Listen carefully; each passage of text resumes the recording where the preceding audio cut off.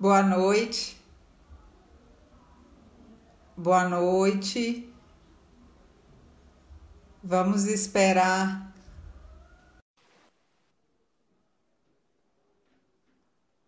Boa noite. Vamos aguardar nosso convidado entrar. Boa noite. Olá, boa noite. Olá. Vamos começar então, que nós só temos uma hora. Boa noite. As pessoas estão entrando aí devagarzinho, mas vamos iniciar. Para quem não me conhece, meu nome é Priscila, eu sou fisioterapeuta. Trabalho com fisioterapia intensiva adulto e neonatal. Sou coordenadora do serviço de fisioterapia do Hospital Santa Rosália e sou professora da Alfa Unipac, né? Essa noite nós estamos aqui para discutir um assunto de grande relevância no momento, que é a fisioterapia respiratória e o Covid-19.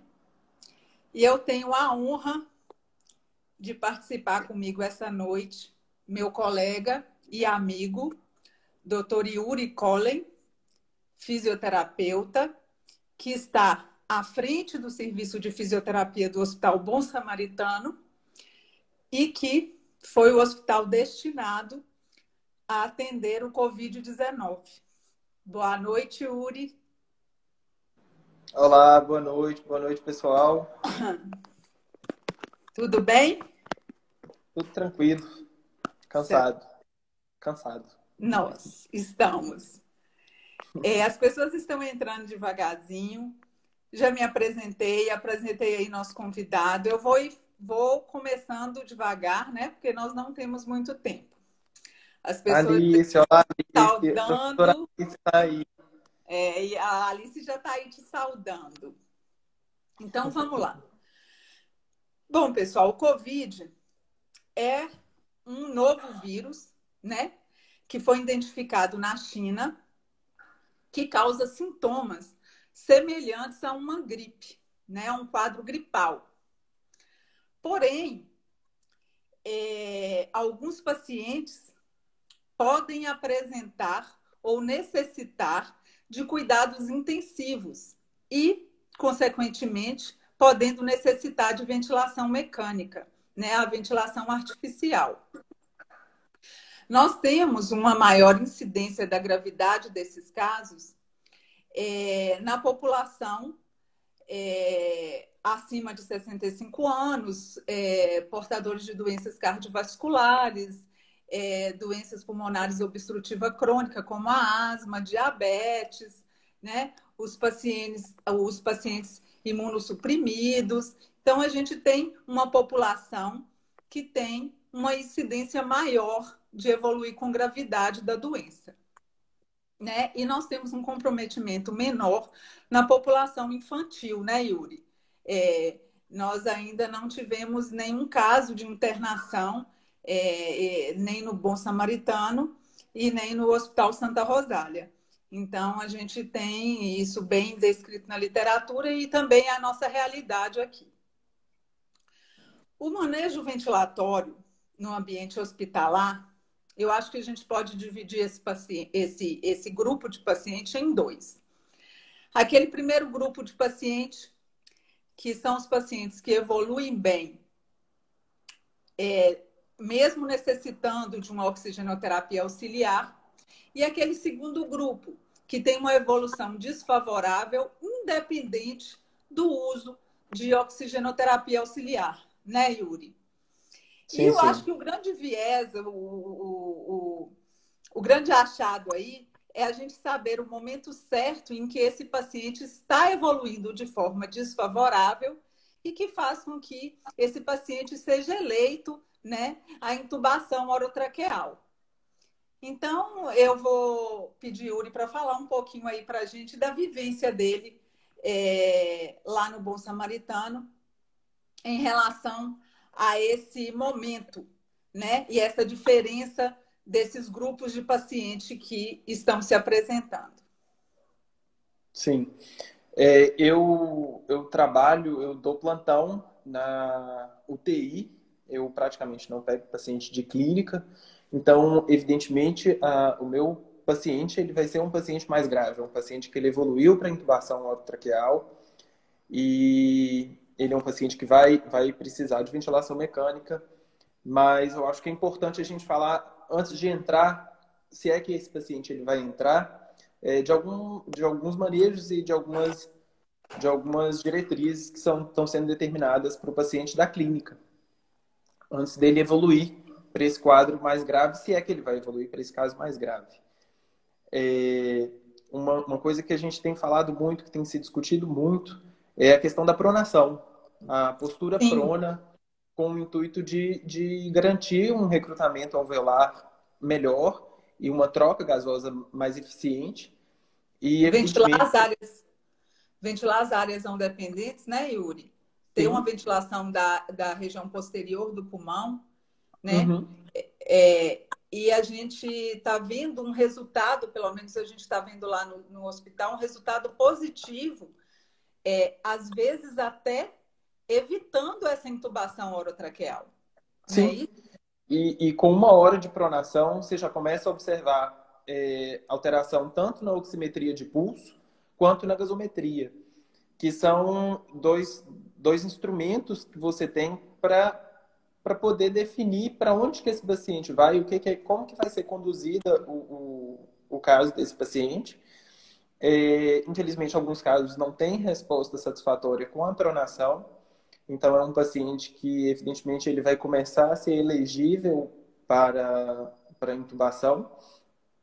E a oxigenoterapia, ela está sendo feita de duas formas. Ou via catéter nasal, quando o fluxo de O2 ele é até 4 litros. E a partir daí, então, 4, 5 litros. Alguns hospitais estão adotando 5 litros também. E a partir de então, de 5 litros, adapta a máscara de alto fluxo com reservatório. E aí tem um hospital que está usando até 8 litros minuto na máscara com reservatório. Outras instituições usam até 6 litros na máscara. Eu tenho visto, Yuri, que o paciente que utiliza a oxigenoterapia a 6 litros por minuto e não tem uma resposta satisfatória de melhora da oxigenação, melhora do PaO2, melhora da oximetria visual, que é o que a gente tem imediatamente, Uhum. ele não vai melhorar. Ele evolui de forma desfavorável. Mesmo que a gente tente alcançar uma litragem maior de oxigênio, quando a gente chega aos 6 litros por minuto e ele não tem resposta depois de 1 hora, associada até à pronação, Mesma pronação, uhum. mesmo pronado, a gente não tem uma resposta favorável. Então, o aumento da litragem de oxigênio, né, acima de 6 litros, é como se fosse aquele resultado. 6 e 8 é a mesma coisa. Né? Você não tem mais resultado positivo com a oxigenoterapia. É o que eu tenho percebido nesses pacientes. Eu vou te fazer uma pergunta, nem sei se é a prática sua lá no Bom Samaritano, mas na enfermaria, porque eu sei que seu trabalho é todo dentro da unidade de terapia intensiva, mas na enfermaria, esses pacientes que são pronados em uso de oxigenoterapia, é coletado gasometria após 1 hora de pronação para Sim. fazer essa verificação de avaliar essa melhora? A gasometria para o paciente do COVID ficou estabelecida que ela é feita 2 vezes ao dia, uma de manhã, outra no final do dia, com 12 horas de intervalo. Então, você tem essa média. Mas depois da pronação, o ideal é que se faça uma coleta da gasometria para avaliar a efetividade, o quanto foi efetiva essa pronação nesse doente. Porque após 1 hora, se ele não tiver uma resposta na gasometria, na PO2, não faz sentido manter esse paciente pronado, muito menos sem uma via aérea avançada e sem estar adaptado Tem um na ventilação. suporte ventilatório avançado, né? Com 1 hora, eu percebo que a gente tem que ter, e a literatura descreve isso muito bem, um aumento do PaO2 em pelo menos 10 milímetros de mercúrio, né? Isso, e um aumento do índice de oxigenação, a relação, né? PaO2, FiO2 de pelo menos 20 milímetros de mercúrio para que a gente tenha um resultado, né? E mantenhamos esse paciente naquela posição prona que pode se estender. Mas se a gente não tem esse resultado favorável, o ideal é oferecer uma ventilação artificial invasiva, né, e retirar Uhum. o paciente dessa posição. Sim.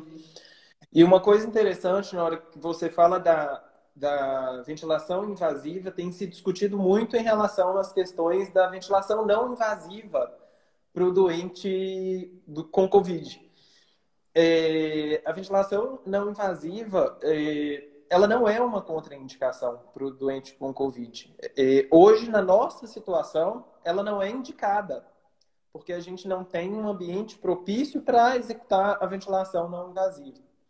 Um ambiente que não tem pressão negativa, é inviável você conseguir praticar a VNI sem colocar risco tanto a equipe quanto os outros pacientes que estão internados no Na hospital. verdade, nosso cenário não é Ele não propício, permite, não, né, ele não para a permite. gente oferecer esse tipo de ventilação por risco da equipe multidisciplinar. E nós já estamos Tem alguém aí trabalhando. perguntando em relação à VNI. Eu não sei se tem jeito da gente fixar a pergunta da pessoa. Ela chama Mayuri, Mayuri Pego.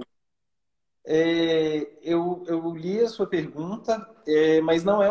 A gente não tem ambiente, o Mayuri, a gente não tem esse ambiente propício para poder executar a VNI. A gente precisaria de um ambiente com pressão negativa para executar isso e a gente não faz parte da nossa realidade.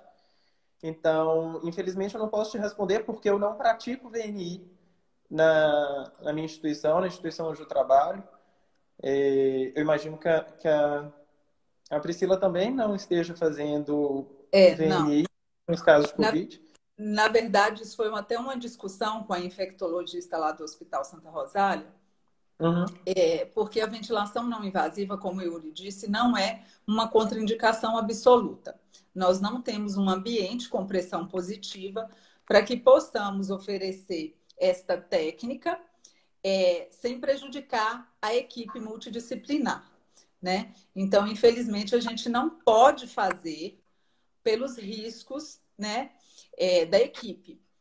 Então, a gente não tem uma experiência, porque como não estamos fazendo, não temos a experiência. E o que eu discuti lá com a infectologista é que a gente tem percebido que a intubação precoce desse doente tem melhor prognóstico. Então, também você segurar o paciente numa ventilação não invasiva e ainda assim sem os recursos adequados, seria um risco muito grande ao doente, né?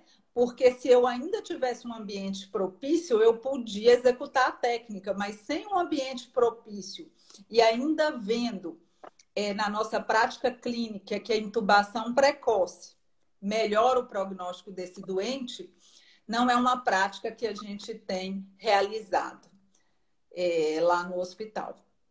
Sim. Você também não tem feito, né, Yuri? Não.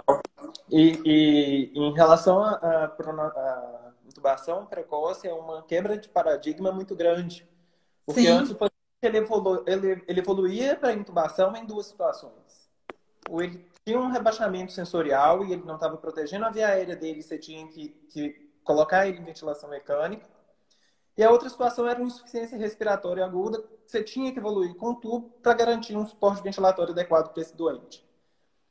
E aí e agora, esses pacientes do COVID, eles são pacientes que às vezes eles podem estar eupneicos, a saturação deles limítrofe, borderline, mas uma P de O2 muito baixa, que é o que chama atenção, inclusive, que é o indicativo.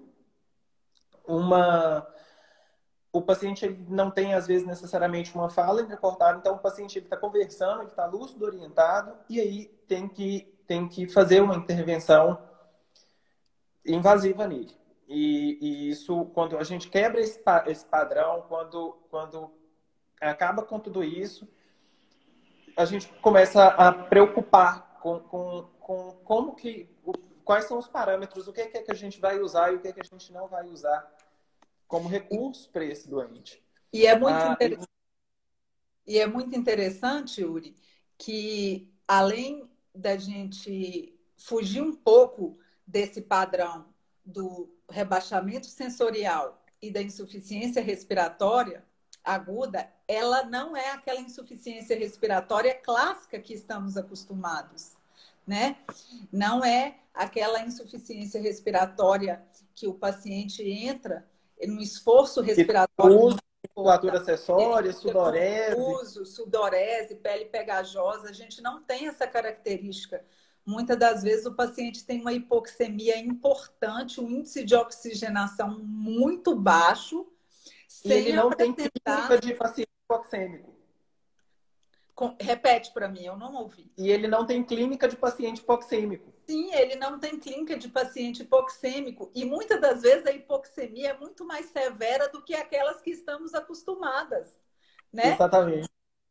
Então é bem diferente, né? E percebemos, e por isso que talvez a intubação precoce nos traz muito sofrimento. Porque você acha que você ainda vai conseguir reverter aquele quadro de hipoxemia com outras técnicas. Sim, e aí você fica. E aí o grande problema é você não pecar em ficar protelando uma intervenção. Porque na hora que a gente fica pensando no que a gente tem observado, é que o melhor desfecho, nos pacientes que têm o melhor desfecho, são geralmente os pacientes que foram para uma intubação precoce.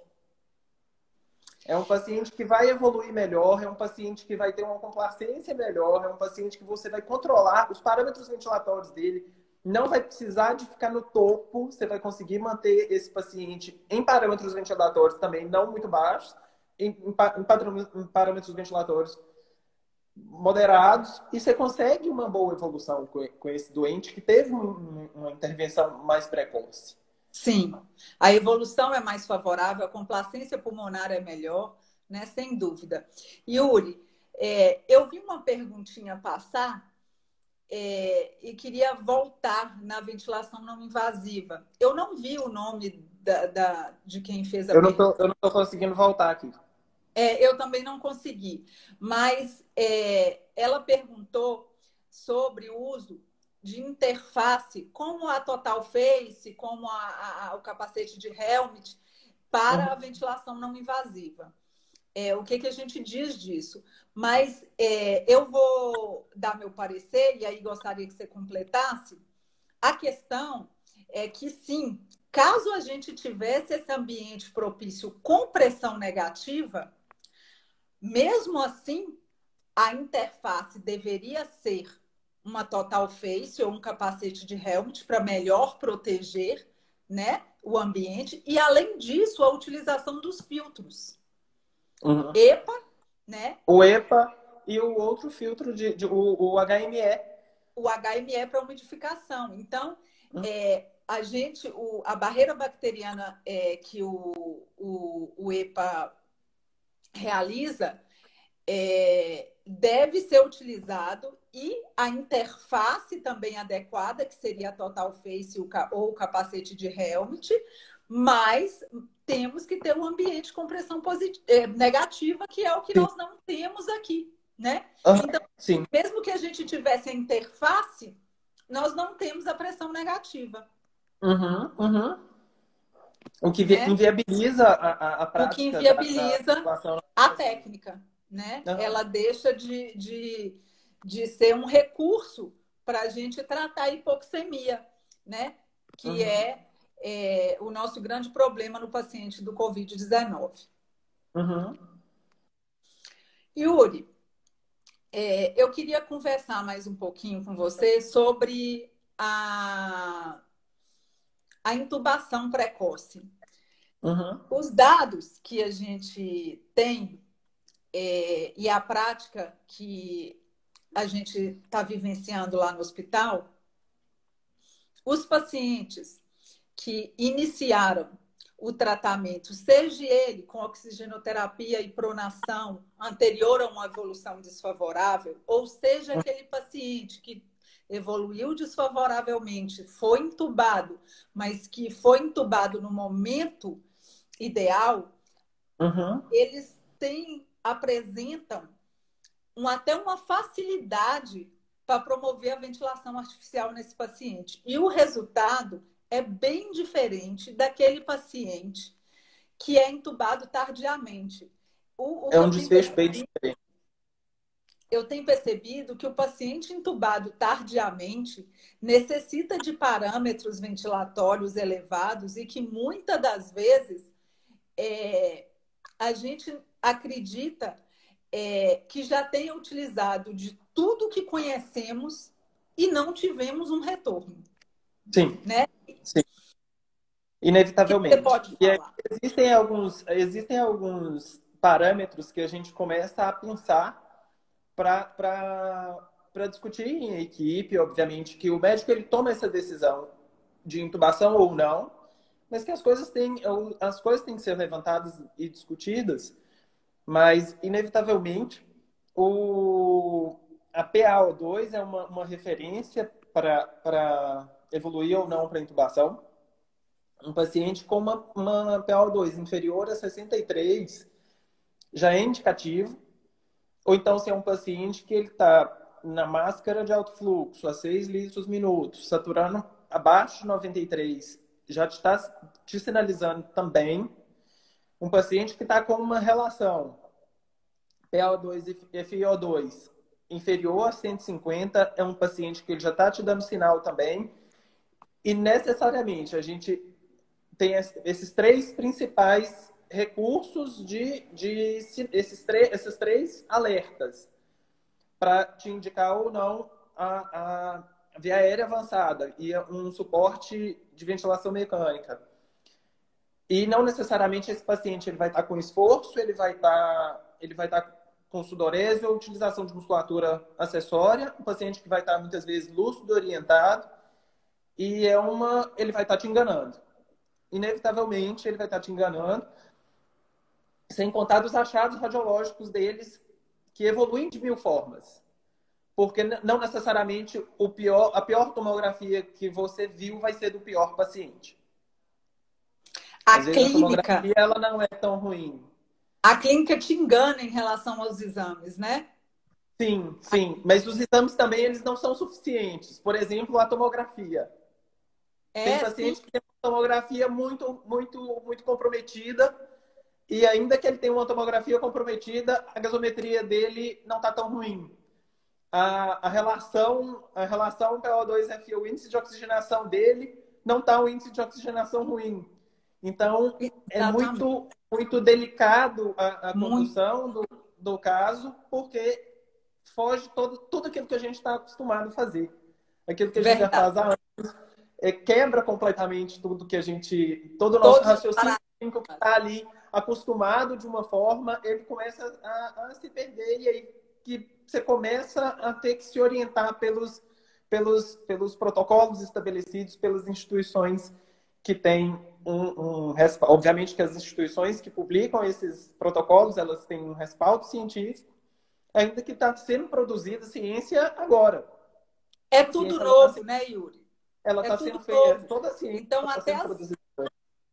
Até as recomendações são novas.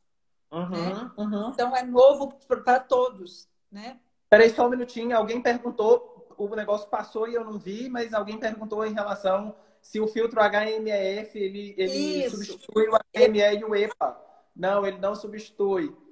O EPA ele tem que ficar na saída expiratória, ele é uma proteção para a equipe, e o HME ele é para o paciente, ele é para filtrar e aquecer e umidificar o ar do paciente.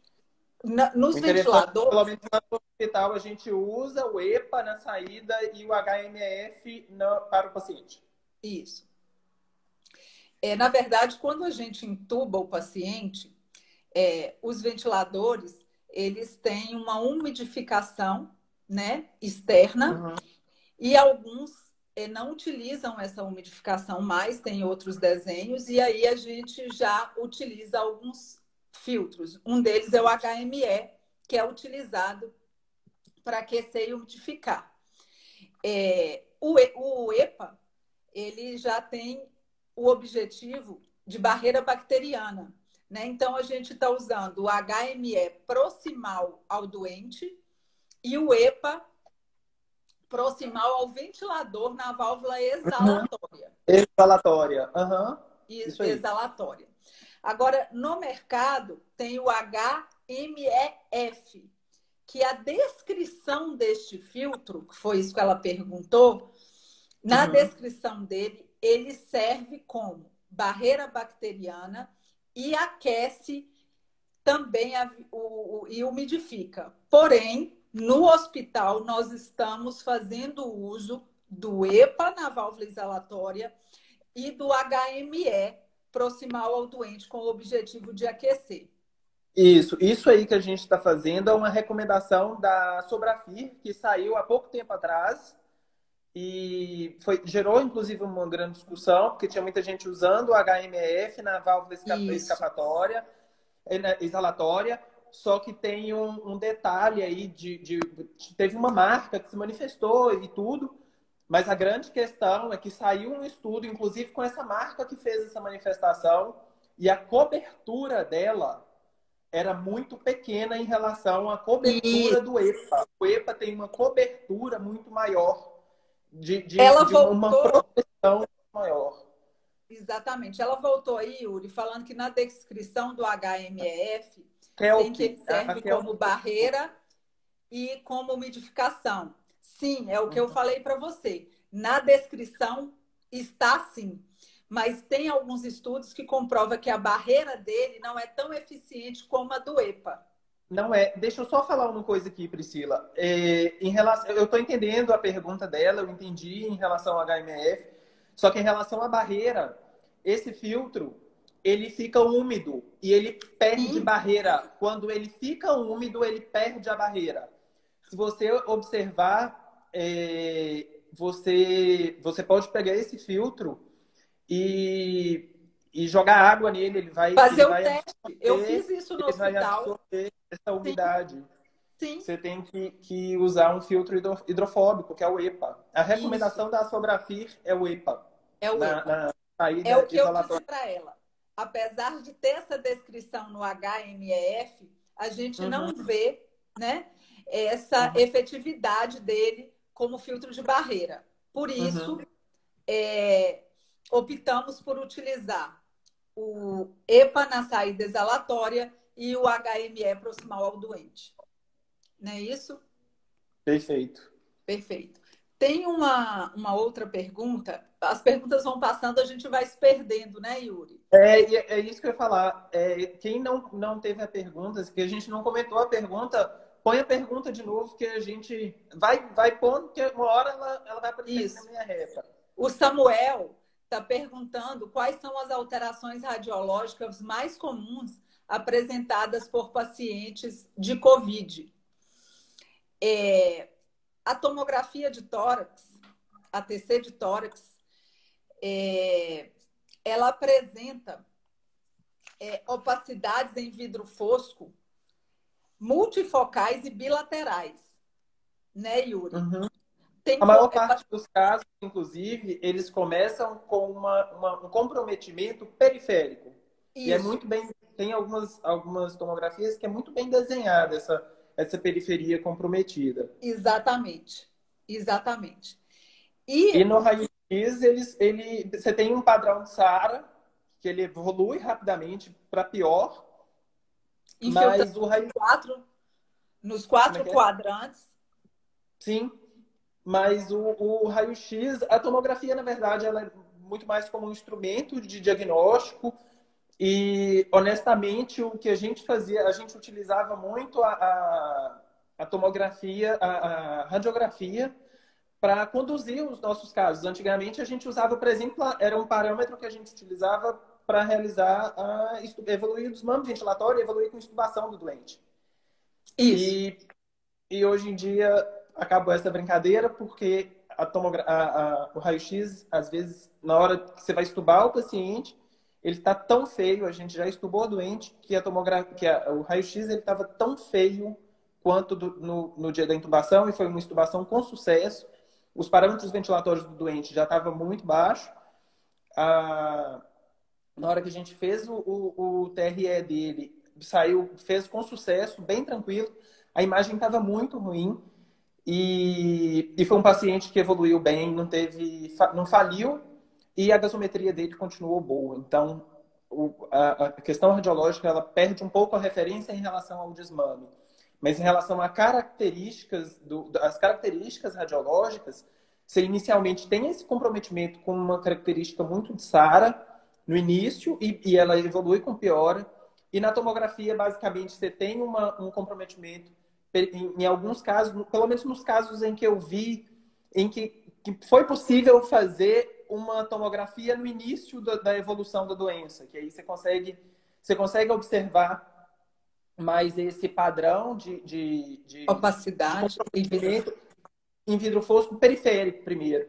Isso. Mas, eventualmente, vai apareceram várias tomografias já com comprometimento bilateral. Comprometimentos bilateral, total, da imagem de vidro fosco. E o raio-x também, com a evolução desfavorável do doente, ele tende a piorar, muito semelhante, ou eu poderia falar igual a um paciente com SARA grave, né? Sim. Infiltrado difuso nos 4 quadrantes. Difuso bilateral. Alguém perguntou isso, só um pontinho, voltando na questão da VNI e da intubação. Alguém se identificou, o Juninho, ele não é da área de saúde, mas ele gostaria de saber qual a diferença de intubação invasiva e não invasiva. Na verdade, a intubação é um procedimento que você vai evoluir para ventilação invasiva. Para ventilação não invasiva, não existe intubação. Você usa uma interface, seja por máscara, seja por capacete. E eu bocejei aqui, desculpa. Não era para ter feito isso, falta de educação. E aí você usa um artifício, uma interface não invasiva para poder realizar a ventilação do doente. Mas a diferença, basicamente, é que a ventilação não invasiva, você não pode usar ela prolongada. Não faz sentido você colocar um paciente em VNI, já que você vai permanecer muito tempo em ventilação mecânica.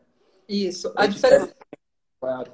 Eu acredito que a dúvida dele é a diferença básica aí da ventilação invasiva e não invasiva, né? Que a ventilação ela é artificial nos dois casos. A diferença é que o procedimento de intubação é invasivo, né? Então, a gente consegue fazer uma ventilação artificial de forma não invasiva, que é através de uma interface, né? Sim. Eu acho que deu para esclarecer. Nós tivemos várias perguntas, eu me perdi. Mas tem uma pergunta aqui que é cheia de pergunta, da Alvarenga. E aí é muita, muita pergunta. Peraí que eu volto. Só tem uma pergunta embaixo, que é uma pergunta bem simples de ser respondida, que é qual é a relação das comorbidades existentes com o prognóstico. Pelo que eu percebo, há um tempo que atrás, teve uma paciente de 29 anos que foi intubada, não tinha comorbidade nenhuma, foi uma paciente que não evoluiu para uma ventilação prolongada, não teve demanda para fazer uma traqueostomia nela. Por não ter comorbidades, eu acredito que ela tenha evoluído melhor.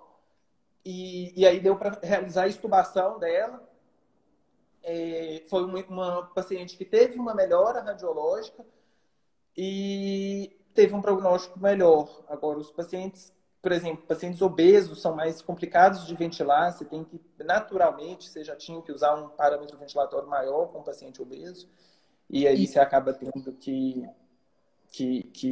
enfim, você tem que usar parâmetros ainda muito maiores, porque você tem a obesidade, você tem o Covid. Então, isso aí te deixa um pouquinho mais complicado. Espero que essas perguntas das comorbidades tenham sido respondidas também, porque, assim, comorbidade complica o negócio.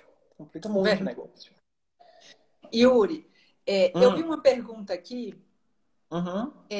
Na verdade, são várias perguntas, eu nem consegui ler ela completamente. Mas a Teve uma questão grandona, cheia de perguntas da Alvarenga aqui. Eu falei, peraí que eu eu volto. acho Já que subiu. o questionamento era sobre a utilização da PEP. Eu vou falar um pouquinho, Da depois PIP. gostaria que você Na completasse. pediatria, a gente usa essa expressão PEP. PIP, Para adulto, a gente vai falar PIP, PIP, porque eu não PIP, trabalho com pediatria e PIP. ventilação mecânica. Eu vou te levar para a UTI neonatal. Vou te levar. Você vai amar, tá? Você vai Meu coração não aguenta, não. aguenta. Mas, em respeito ao meu colega que trabalha na unidade de terapia intensiva adulto, nós vamos falar um pouquinho sobre a PIP. Na verdade, a recomendação, né, Yuri, não fala em PIP elevada, utilização de PIP elevada. O que a gente tem feito e o que mostra um resultado positivo é a mini titulação da PIP. Então, você titula uma PIP ideal e é uma manobra que você realiza onde você busca uma melhor complacência pulmonar com a utilização daquela PIP e, além de uma melhor complacência pulmonar, você também busca uma melhor proteção de distensão alveolar para este pulmão. Que é Então, um você... pulmão que já está com um processo inflamatório na topa. Se você Exatamente. aumenta o estresse em cima desse alvéolo, você vai piorar isso aí. Exatamente. Então, nós temos dois problemas. O pulmão está inflamado, né? O alvéolo tem um estresse de De distensão distensão por conta da ventilação. por conta da ventilação mecânica. Então, nós precisamos encontrar um ponto de melhor complacência pulmonar, de menor distensão alveolar, para que a gente tenha uma abertura desse alvéolo adequada para que essa troca gasosa seja eficaz, né? Então, essa mini titulação de PIP mostra uma PIP em torno, a literatura fala, tem algumas recomendações da SOMIT, da AMIB, entre 13 e 15, mas tem muitos trabalhos mostrando PIPs menores, tendendo à utilização de PIPs menores. Uhum. E lembrando que isso generalizando todas as recomendações, o principal ponto é que nós utilizamos uma PIP que tenhamos uma drive pressure ou pressão de distensão alveolar menor do que 15 Do que centímetros de mercúrio. 15. Sim, alguém perguntou se tem usado a PEP em relação ao drive pressure, para menor drive pressure. Na verdade, a drive pressure limita a sua PIP. A drive pressure vai limitar a sua PIP. Por isso, a mini titulação da PIP, que você encontra a melhor PIP, a mais alta possível, com a menor drive pressure possível. Exatamente. Então, uma coisa, na verdade, a drive pressure está controlando PIP. A gente gostaria, inclusive, de usar uma PIP maior, mas a gente fica limitado. Exatamente. Na verdade, a gente depende da pressão de platô, da drive pressure e de um volume corrente mínimo adequado para que a gente consiga ventilar Agora esse doente. choveu pergunta de PIP. A turma tá falando muito de PIP. Isso é muito bom, porque mudou todo o nosso conceito de PIP, mudou absolutamente tudo. Eu só estou tentando voltar lá em cima para saber se a gente respondeu todas as coisas daquela primeira perguntona gigantesca, cheia de perguntas de PIP. Então, busca, porque eu não consigo fazer isso. Tá, Mas... eu tenho medo só de desligar a live, porque essa é a primeira live que eu tô fazendo e eu definitivamente não sei fazer live assim. Na verdade, não sei fazer live de jeito nenhum. Eu também não. Você tem feito o RCP com PIP 5 ou 0. A PIP é zerada, de acordo com a recomendação da SOMIT. Da a PIP é SOMIT. 0. A recomendação da SOMIT tem a aprovação da Sobrafir e da AMIB. Sim. É Sim. realizado com a PIP zerada. Outra PIP pergunta zero. que foi feita sobre a PIP, a gente utilizava muito, principalmente nas síndromes do desconforto respiratório agudo na SARA grave, o recrutamento alveolar. Acabou a vida boa. Aquele tempo era maravilhoso, onde o paciente tinha um índice de oxigenação menor que 150, você recrutava, e na gasometria colhida após o recrutamento, o índice de oxigenação tinha melhorado. E dava tudo certo. Mas não está funcionando assim. Né? Até porque não está sendo possível fazer um recrutamento alveolar. Primeiro que o recrutamento alveolar não está sendo possível pela importância do controle da drive pressure. Né? Então, e um outro fator que dificulta muito o recrutamento nesse doente, e eu tenho certeza que você está tendo esse desafio, esse grande desafio, é porque o paciente ele precisa de estar completamente entregue à ventilação na hora de você fazer o recrutamento alveolar. E esses pacientes eles têm uma dificuldade de sedar imensa. Imensa. Muitas vezes eles vão estar curarizados e nem o bloqueador neuromuscular vai estar resolvendo a sua vida e ele vai estar, às vezes, eles continuam entrando na ventilação. Eles não ficam entregues à ventilação mesmo com o uso do curário, né? Mesmo com o bloqueio neuromuscular. Então, fica muito complicado. Fica inviável fazer o recrutamento por vários motivos. E aí você tem um reforçamento para poder ventilar seu doente. Nós não vamos ter controle dessa drive pressure se você fizer um recrutamento alveolar. Então, não é esse o nosso primeiro passo. Essa aí é a nossa última opção, depois que todos os nossos recursos se cessaram. Esgotaram. Né? Depois que tudo cessou, é que a gente vai pensar no recrutamento alveolar. E a SOMIT, ela chega a usar a palavra contraindicação. Sim.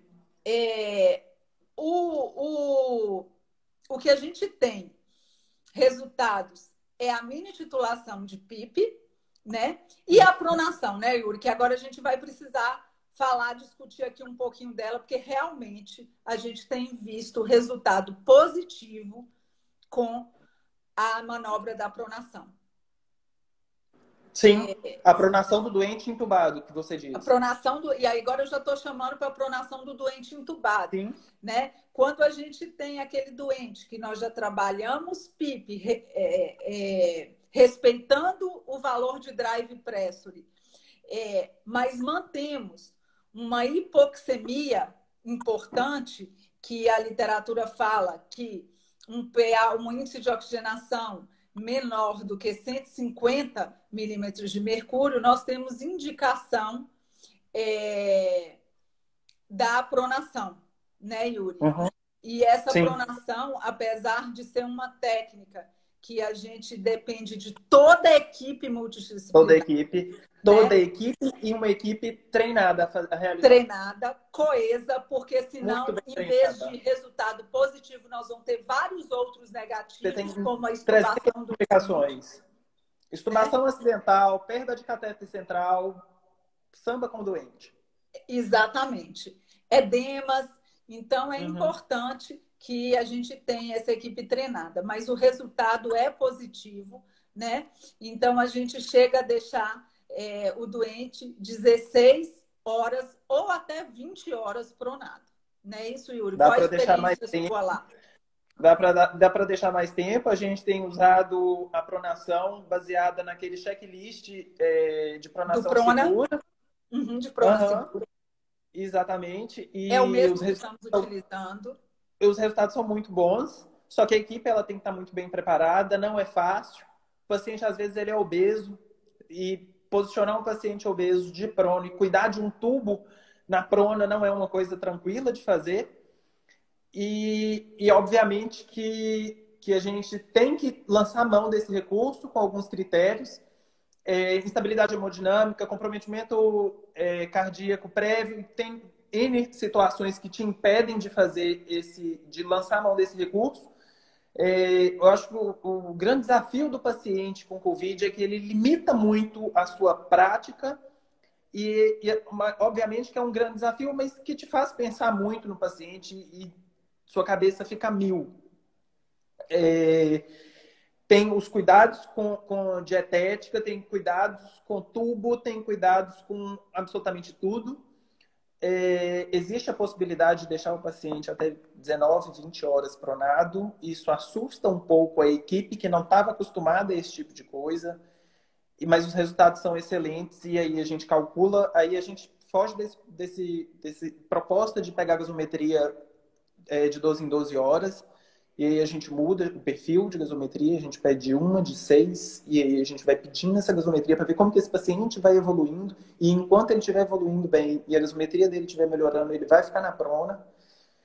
E acho que é muito importante a gente avaliar a prona, porque é um dos poucos recursos que a gente ainda tem para o paciente que está hemodinamicamente estável. Exatamente. Yuri, nós tivemos uma pergunta aqui perguntando como é que faz o cálculo do índice de oxigenação. O cálculo do índice de oxigenação é feito através do valor da PaO2 sobre a fração inspirada de oxigênio, né? Então, eu vou dar um exemplo. Se a gente tem uma PaO2 de 60 com uma fração inspirada de oxigênio de 100%, que seria 1, nós temos 60 como índice de oxigenação. Exatamente. Acho que eu respondi a pergunta. Outra pergunta é da pronação também. Da pronação com o médico na cabeça é ou obrigatória não. a participação dele. É obrigatório, é o seu dever discutir com o médico a pronação antes de qualquer coisa. É muito importante que a equipe, sim, antes da pronação, senta, discute quais as vantagens, quais as desvantagens, o risco-benefício de fazer a prona naquele doente. A rotina que a gente estabeleceu lá no hospital, na instituição, a gente prona com o fisioterapeuta na cabeça, guiando a equipe. Mas a decisão é feita com o médico, e tudo é feito com o médico. Quantos membros da equipe são destinados à pronação, à técnica, Yuri? Cinco pessoas, desde que o paciente não seja obeso. Se ele for obeso, são 7 pessoas. A equipe inteira. Exatamente. Perfeito. Oi, Yuri. Teve uma outra pergunta, eu li a da pronação, que era a última. Fala sobre a dificuldade de colocar o paciente em prono, visto que qualquer mínimo erro pode ter aerosol contaminando o ambiente, mas o sistema fica fechado o tempo inteiro. E esse descuido aí é um descuido muito grave. A gente tem que garantir que o sistema está fechado e que ele não vai abrir hora nenhuma. Isso é um risco grande, sim. Fazer prona não é fácil, por isso que eu falei, na hora que a gente começou a falar da postura prona do entubado, eu frisei muito a questão da equipe treinada. Lá na instituição, todas as equipes eles usaram pessoas da equipe para treinar a pronação. Não pegou ninguém pegou nenhum paciente para pronar de primeira, assim, não. Porque é muito delicado e o tubo pode sair. É um risco grande de sair. Aí sim, nós vamos ter aerosol, né? Se uma extubação acidental, nós vamos ter aerosol e o risco da contaminação da equipe, sim. Mas, fora isso, o sistema está completamente fechado. Filtro HME, filtro EPA, sistema de aspiração fechado. Aspiração fechado. Né? Então, o sistema está todo fechado. A via aérea está fechada. O médico pode não participar, uma vez decidido, o médico pode não participar da prona, se você tiver segurança para ficar na cabeça, não tem problema. Agora, se você não tiver segurança para ficar na cabeça, você chama ele, porque ou é você ou é ele. O checklist de segura prona, de prona segura, eles recomendam que seja o médico ou o fisioterapeuta na cabeça do doente. Mas se você não tiver segurança, você avisa eles pro médico do seu plantão, sem o menor problema. Mas o procedimento é feito, sim, na presença do médico. Sim. Mas ele não necessariamente ele precisa de estar na cabeça. Nós tivemos... perguntas lá em cima e aí acabou voando tudo. Elas vão se perdendo. Uma das maiores dificuldades é o desmame da VM. Isso. Eu vou te falar que o desmame da VM, para mim, é uma das menores dificuldades. É Na quando hora o que eu paciente está consegui, na melhorando. hora que eu consegui chegar com o meu doente lá no desmame da VM, eu já estou muito feliz. A gente já sabe que o paciente ele já está caminhando bem. Vamos falar um pouquinho, Priscila, sobre em relação ao tempo de permanência do paciente no PM. Esse Nós paciente tivemos essa pergunta. ele fica muito tempo. A estimativa tem uns artigos que trazem uma estimativa média de permanência do paciente. 21, Não é na UTI, não, é na ventilação mecânica. São de 21 dias. 21 dias. Então, isso é uma coisa E, que nos preocupa muito. É um e paciente que, se ele for ficar 21 dias, no décimo, tem hospitais que adotam o 10º dia, tem hospital que adota o 14º dia para realização de traqueostomia. No meu serviço, os médicos adotam o protocolo do 14º dia, ele evolui para traqueostomia. Não tem se preconizado traqueostomia precoce para nenhum desses pacientes. Eu já fiz extubação de paciente antes do 14º dia, com sucesso. O paciente foi embora sem precisar de traqueostomia. Mas o grande desafio é o tempo que ele fica na ventilação mecânica, porque aí ele começa a ter infecção secundária, ele começa a ter outros isso. comprometimentos. Ele começa a usar Pneumonia, né, droga associada ao vasoativa, né? quadro do Covid. Como é que é? Eu Nós não te ouvi. nós tivemos esta pergunta feita sobre o tempo de ventilação mecânica. Então, Uhum. respondendo a pergunta, são mais ou menos em torno de 21 dias. 21 E isso dias para de a gente ventilação. UTI não, UTI é vai embora. 21 dias de ventilação mecânica. E isso é muito diferente do que a gente estava acostumada, né, Yuri? Sim, É, sim. o nosso paciente antes, a gente tinha essa determinação.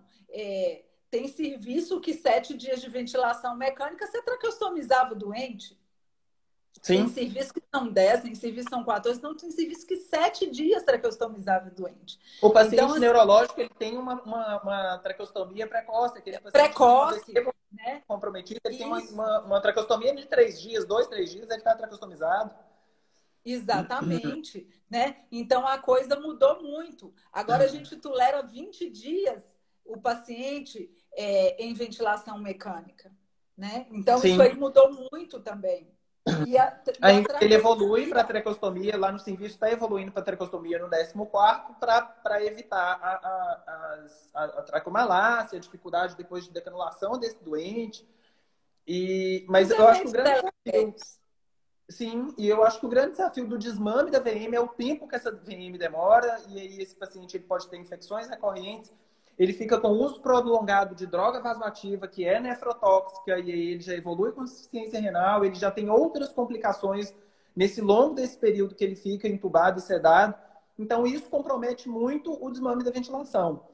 Mas ele é possível, e aí na hora que a gente já pode entrar no desmame de ventilação, já pode falar do TRE. Pode, só um minuto. Porque uma coisa vai puxando a outra e eu não tenho a menor ideia de quantas horas são. Nem eu.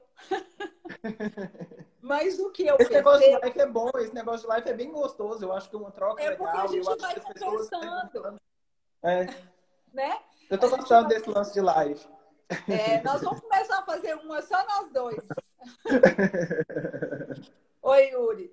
Mas a grande questão é que com a evolução, né, dos dias de ventilação mecânica, os efeitos deletérios são os mesmos que a ventilação mecânica causa. E um deles, né, é a pneumonia causada pela ventilação mecânica. Então, você entuba o paciente com aquele quadro, com aquela característica radiográfica do COVID, a tomografia característica do COVID, e depois você vai ter outros enfrentamentos, né? Uhum. Você vai ter um Alguém tá pulmão. avisando aí que só tem 5 minutos. Tem uma outra pergunta aqui de PIP. Tá subindo o negócio.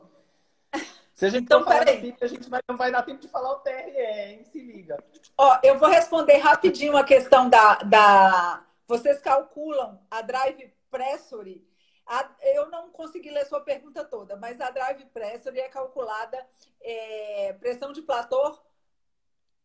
Foi isso que ela perguntou? Acho que foi. Subiu aqui. Eu acho que foi. Mas a drive pressure você calcula pressão de platô menos PIP. Tem ser. É importante como. Eu não estou conseguindo ler as perguntas, mas vamos responder as Calma. perguntas. Vamos, Como lidam vamos com isso? falar um Eu pouquinho estou lendo essa daqui. Como lidam com isso? Além do baixo número de leitos, esse tempo gera uma fraqueza. Ah, tá. O tempo prolongado gera uma fraqueza importante. Sim. Os pacientes Sim, eles saem com sarcopenia que só Jesus. com certeza. Mas na hora que ele sai da UTI, ele vai para a clínica e, obviamente, tem uma reabilitação tanto motora quanto respiratória na clínica para dar uma retaguarda para evoluir com o paciente e conseguir fazer todas as questões de pressão Isso. de platô menos Oi, PIP Yuri. ou alto PIP. Como assim? Para calcular drive pressure? É isso que você quer dizer? A Alvarenga perguntou. Não sei o que ela quer Eu dizer acho que com sim. Eu acho que foi a mesma pessoa, mas não, é menos a PIP. menos a PIP. É, Eu não é não, alto PIP, não. se você estiver perguntando pressão de platô menos PIP ou lato PIP, se você estiver perguntando é, em relação a drive pressure, é menos PIP.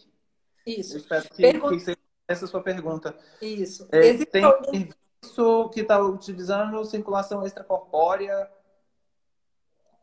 para quê? Está usando. Não, Sério? não estão. Deve ser ECMO. Eu acho que É, é ECMO que ela. ECMO é uma coisa completamente. Se um ambiente com pressão negativa é fora da nossa realidade, ECMO, então. é completamente fora. Perguntaram aí também, Yuri, se tem algum fisioterapeuta contaminado aqui em Teoflotone. Até onde eu sei, eu estava, mas passo bem, e não estou Eu mais. sei, eu sei responder pela minha equipe. Eu tive 3 fisioterapeutas positivo no PCR e foram afastados e já retornaram ao trabalho e estão bem. Não tiveram sintomas leves e não tiveram necessidade nem de internação. Eu também passo bem. Se fica aí a dica, eu E agradeço a o preocupação. Yuri foi um alarme falso. Yuri foi um alarme. Aspiração de via aéreas superiores em Covid, sistema aberto, nem pensar. Não existe sistema aberto. A asepsia de via aérea superior, o cuidado ele é da enfermagem. Se o paciente está no sistema fechado, eu desconheço. Na rotina do meu serviço, do serviço nosso no hospital, via aérea superior em paciente COVID que está entubado, é um cuidado da enfermagem, eu desconheço, tá?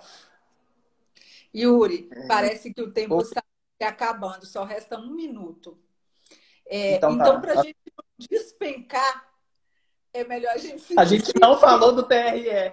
A gente não falou do TRE. Nós vamos ter que fazer outra live. Não vai ter jeito. Nós vamos ter que fazer outra. É, eu quero agradecer a presença de todos, a participação de todos, as perguntas. Enriqueceu muito o nosso bate-papo. Né? Foi Quero muito agradecer. bom todo mundo perguntando, a turma inteirada aí. É muito bacana. Eu quero agradecer o convidado por ter aceitado o meu convite. Eu sei que a sua vida não está fácil, como a minha também não. Eu fiquei com medo Para de cochilar aqui hoje na live, de né? verdade. Fiquei muito Para gente preocupado. tirar Estou uma sem hora, dormir, eu tenho sono. verdade, para a gente tirar uma hora do nosso dia não é fácil, porque são plantões dentro de plantões. Eu ainda vivo a vida de professor online agora, mas foi uma oportunidade excelente.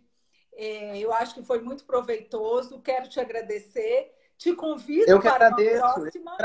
a oportunidade. Eu acho que sempre é enriquecedor para todo mundo. Eu acho que é enriquecedor para mim, para você, para todo mundo que assiste. Eu acho que é enriquecedor para todo mundo. Eu acho que isso é muito bom. Trocar informação Lógico. e difundir informação, eu acho que isso é importante. Eu digo Eu, à turma que está aqui, aos fisioterapeutas que estão acompanhando, eu acho que quem está trabalhando com ventilação mecânica em Covid, aliás, para quem está trabalhando na enfermaria também, eu acho que vale a pena dar uma lida nos pareceres da SOMIT, da MIB, da Sobrafir. Eu acho que são 3 instituições que guiam bem a gente.